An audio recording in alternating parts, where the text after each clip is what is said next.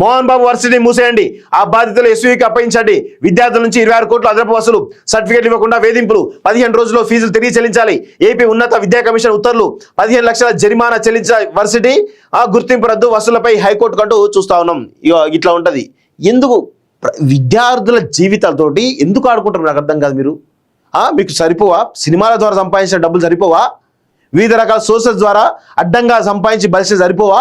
ఇంకా విద్యార్థుల జీవితాల గుర్తు కూడా సంపాదిస్తారా? సిగ్గుండాలి కొంచెమైనా.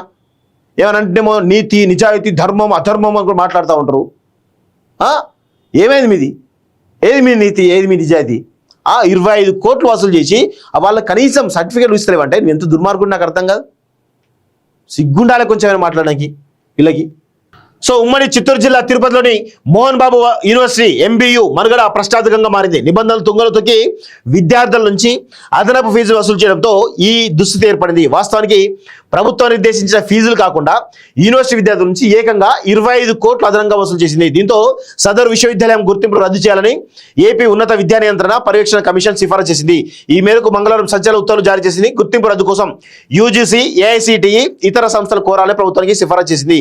అలాగే యూనివర్సిటీ గుర్తింపు తక్షణం ఉపసంహరించుకోవాలని కీలక ప్రతిపాదన చేసింది. గత ఏడాది ఫిర్యాదు మోహన్ బాబు యూనివర్సిటీలో అదనపు ఫీజులు వసూలు చేస్తున్నారంటూ ఏపీ పేరెంట్స్ అసోసియేషన్ 2024 అక్టోబర్లో ఉన్నత విద్యా కమిషన్కు ఫిర్యాదు చేసింది. కమిషన్తో పాటు విద్యాశాఖ మంత్రి నారా లోకేష్ కూడా ఫిర్యాదు చేసింది.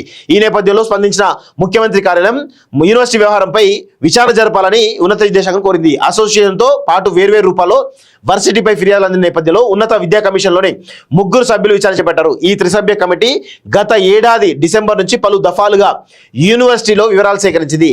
అనంతరం కమిషన్కు సవివర నివేదిక సమర్పించింది. కాగా విద్యార్థుల నుంచి అదనపు ఫీజులు వసూలు చేసిన MBU దీనికి సంబంధించేందుకు విత్తనవాదం చేసింది. విద్యార్థులు స్వచ్ఛందంగా అధిక ఫీజులు చెల్లించారని పేర్కొంది. అయితే దీనికి సంబంధించిన ఆధారాలు మాత్రం వెల్లడించలేదు. ఇక యూనివర్సిటీ వసూళ్ల పర్వం ఆధారంగా ఈ ఏడాది జనవరిలోనే ఉన్నత విద్యా కమిషన్ నోటీసులు జారీ చేసింది. ఉల్లంఘనలకు పాల్పడినందుకు 15 లక్షల జరిమానా ఎందుకు విధించకూడదో చెప్పాలని ఆదేశించింది. అదనంగా వసూలు చేసిన 26 కోట్లను విద్యార్థులకు తిరిగి చెల్లించాలని ఆదేశించిన యూనివర్సిటీ పట్టించుకోలేదు. ఈ నేపథ్యంలో యూనివర్సిటీ అదనంగా వసూలు చేసినటువంటి ఫీజులు వెనక్కి ఇవ్వడంతో పాటు 15 లక్షల జరిమానా చెల్లించాలని ఉన్నత విద్యా కమిషన్ కొద్ది రోజుల కిందట ఉత్తర్వులు జారీ చేసింది. పరువు పోతుంది అంటూ చూస్తాను. పరువు ఎక్కడ పోతుంది? విద్యార్థుల జీవితాలను ఆశ్రయించి ఇక పరువు పోతుందని మాట్లాడతారా? సిగ్గుండాలి కొంచెమైనా.